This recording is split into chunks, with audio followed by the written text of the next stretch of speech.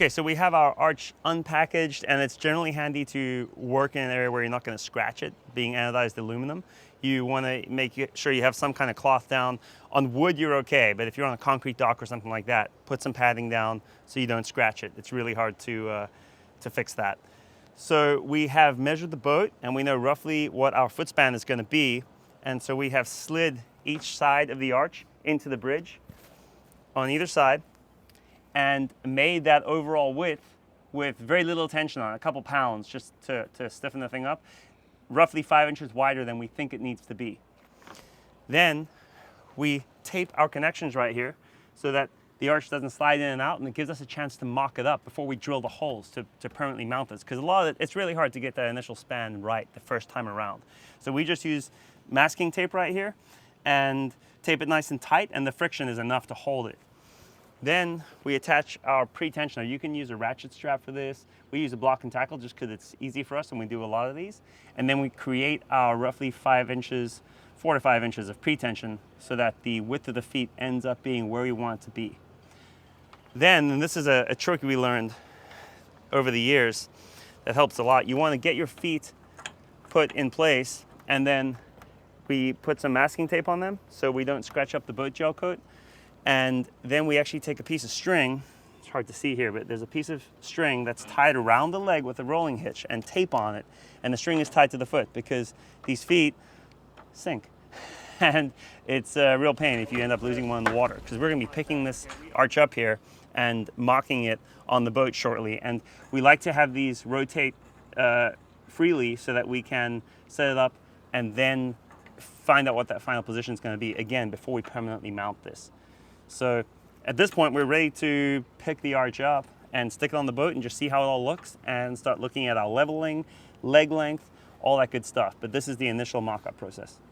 Okay, so this is a 2006 Jeanneau 45. They had a dinghy davits, and what we're doing is we've removed the old dinghy davits. We're putting on Atlantic Tower's arch. That arch will now become also the dinghy davits, and then it'll have 2 large solar panels on top. So we're gonna increase their solar capacity and give them a much more stable structure for their dinghy davits. So right now we are doing our initial mock-up, which means we have the arch put together where we think it's gonna be. So we initially measured our foot span where we thought that was gonna be, and then we pretensioned the arch by roughly 5 inches, and then we put it on the boat to check that the feet are actually going to land in an appropriate space and nothing's going to intersect or interact with any of the stern rails. And so now we're checking spacing, we're checking the overall height of the arch, and you can see that some of the feet are floating up slightly, so we have to do some trimming on the forward legs of the arch to get everything to make contact and still have the arch be level. So we're going to take those measurements, and then we're going to take the arch back down, do our trims, make an adjustment actually on our bridge height because we didn't quite have our 2 arch sections far enough into the bridge. So right now we have a little too much pre-bend. So we're a little over, I think we're close to 7 inches. So we've now taken a fresh measurement of exactly where the feet are going in an appropriate position. We're gonna lay it back down, detension it, slide the 2 leg sides back into the bridge a little more, and then pretension our 4.5 to 5 inches. And do our height cuts so the arch will sit flat during the next mock-up. We always do multiple mock-ups to make sure we like where it's gonna sit. Sometimes when you're measuring the height between the 2 feet, so both aft feet are floating in space right now, and we're measuring the distance between them and the deck to figure out how much to cut off. But we might get 2.5 inches on one side and 2.25 on the other, or 2, but it's because the arch is a little twisted from the pretension. When you bolt it all back down again, it's gonna come level. But so we're picking a number and saying, okay, 2.125 inches instead of just doing 2.25 on one and 2.5 on the other, because that what will happen then is when we bolt it down, it'll be permanently mounted out of even, and so the arch will look twisted.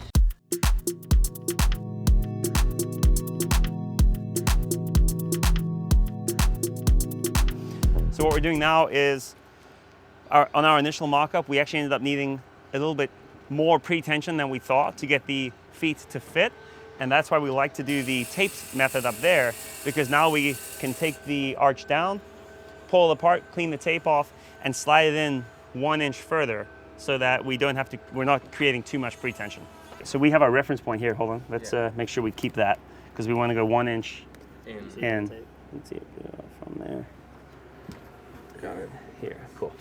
Okay, so we have taken the arch back apart to get the tape off and then slid it back to a slightly narrower point so we're not creating too much pretension. And a note on that is, if you imagine this is the arch right here, if you go too far and the bottom gets almost narrower than the top, it starts to have the ability to kind of wobble a lot more. You want some pretension, but not too much. And that's why the instructions are fairly explicit on this. You know, somewhere between 4 and 5 inches of pretension, but no more. And we've come across a couple in the past, not that we installed, but that were installed that we had to help stabilize where people had too much pretension. But so we carefully adjusted this. So now we've remeasured our overall span, so we know we're gonna be at real close to 4 inches here in the pretension. And now is when we're gonna pre-drill, now is when we're going to drill these through bolt holes right here and get the bridge permanently set up. And then we can do our second mock-up. When you're drilling through here, drill from one side and then drill from the other side. It's incredibly hard to run a drill bit through here and keep going and assume that you're gonna come out of this perfectly aligned hole. So you're gonna drill one side and then drill from the other side on all of these. So you're drilling individually each side, and then you have to pick it up, obviously, to drill the back hole on this side. So we're gonna lift the arch up so we can get those final holes drilled. And we usually drill one hole completely, place the bolt in it, and then drill the next hole, because the last thing you want is to have this hole drilled and then have the whole thing shift by an eighth of an inch or so, drill the next hole, and now neither of them line up.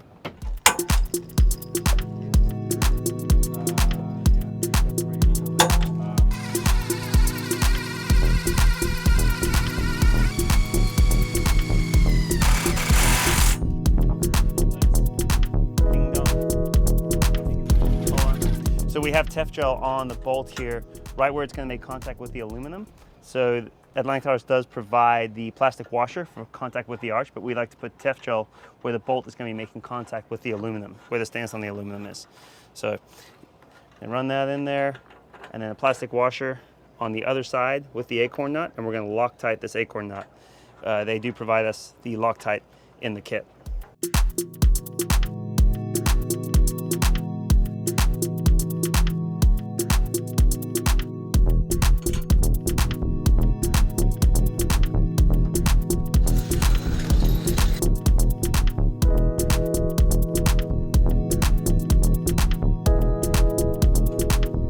We're gonna do a full 360 here anyway.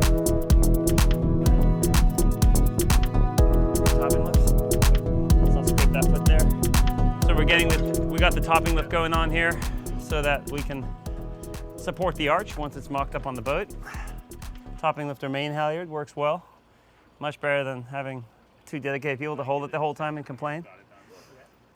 Right in that corner. You got that foot? Yep.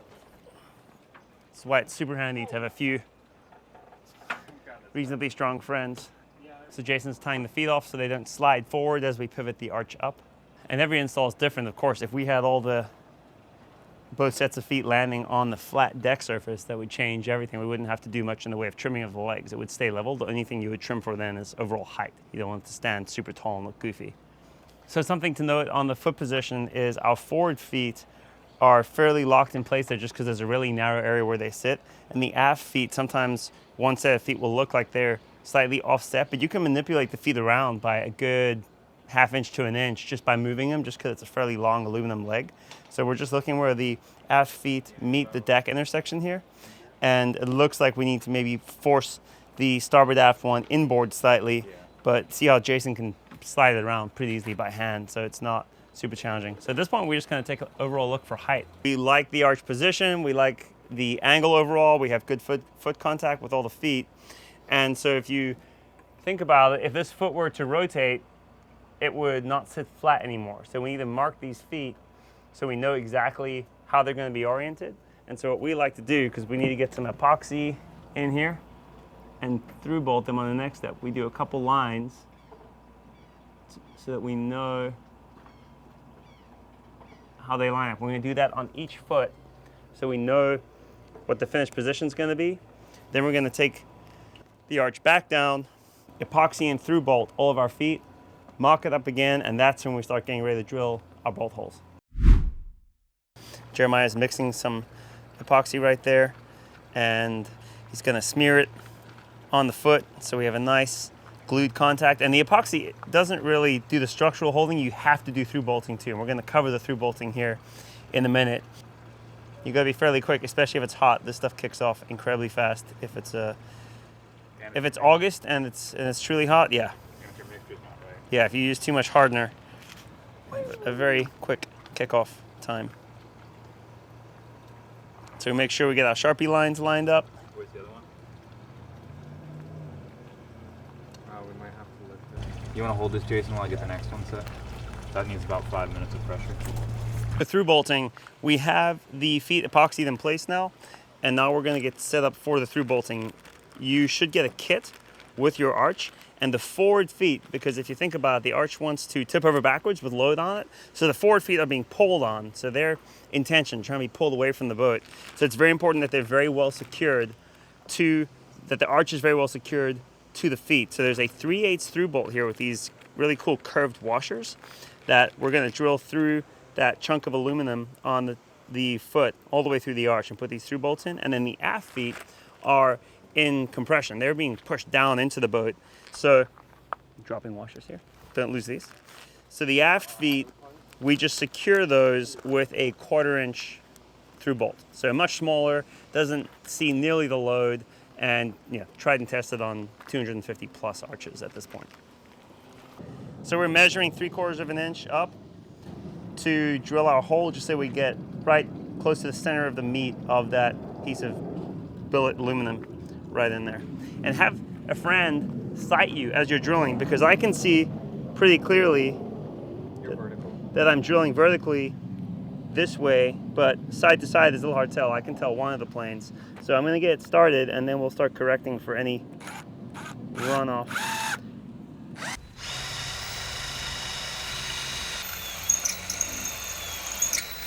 So when I'm drilling through, when I get through the first sidewall, there's a bit of a jump where there's that gap between the middle, and then when I pass through the round billet chunk and get into the last outside back wall, it grabbed again there. That's what that grab was. So again, just the main thing is not to use crazy pressure. If you're just smashing down this thing, your drill bit's not sharp enough. And get a sharp drill bit, light pressure, keep clearing the swarf out of the bit, and you'll be fine. But yeah, just take your time. It's only a few holes.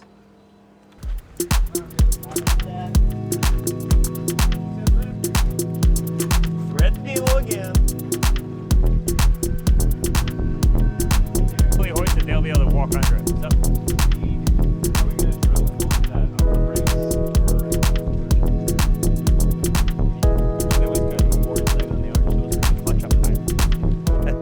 So at this point, we have put the arch back in place. We're happy it's level. We're happy with the forward foot positions. So we're starting to drill our bolt holes effectively. It's a little tricky sometimes getting the bolt in there. Sometimes you have to mark them and then move the arch out of the way. And sometimes with a long drill bit, you can just drill straight through.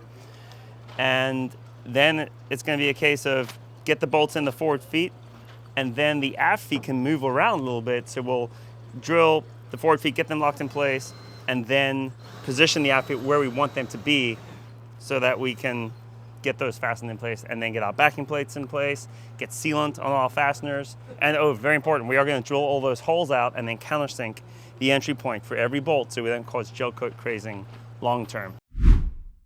So we just went ahead and opened up the holes here to 5/16, maybe 3/8, just because the bolts going down at slightly different angles, they're going to make it really difficult to place this, especially when you're in that really tight hole all crammed in there. So that just makes it a lot easier to fit in there. Quick word on these backing plates. So these are the backing plates for the feet that are on the bottom of the arch. So the foot is going to land on the deck here. You have your holes drilled through, and then the through bolts go all the way through the feet, through this backing plate, and then nuts and washers are going on the back of this right here. So very important to get this in place. It's going to prevent point loading. If you just use the washer and the bolt, that's an incredible amount of load on the fiberglass. And something else to be aware of, and this is a good example here, if the inside of the boat is a slightly curved surface and the backing plate is sitting like this and it's not making contact over here, we like to put thickened epoxy underneath the backing plate so that it fills these voids. So when the backing plate is pressing on the hull, it's not point loading on these two corners here. It's making nice even contact with the whole hull surface. So if it's landing on a flat surface, like if you come around here, if it's landing on a flat surface like this, great, perfect, that's awesome. We're happy with that. But if it was making contact with an edge and there was a lump under here, we would backfill all this with thickened epoxy, just again, so it's making nice, full, even contact.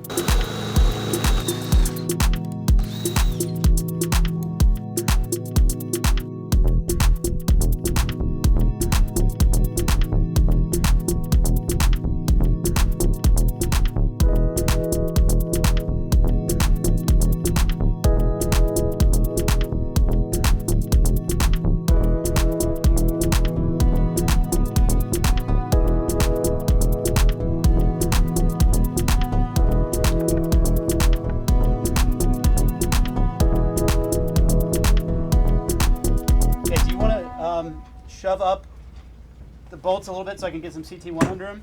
Yeah, on the forward leg. Yeah. Okay, so we are at the final stages of attaching now.